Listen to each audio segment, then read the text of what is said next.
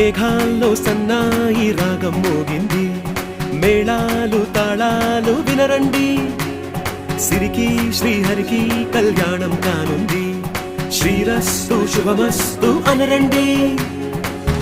అచ్చతలు గంటో పెళ్లికి అర్థం చెప్పారంటూ, మెచ్చదగు ముచ్చట ఇది అని సాక్ష్యం చెబుతామంటూ, జనులంతా జై కొట్టేలా జరిపిస్తామండి.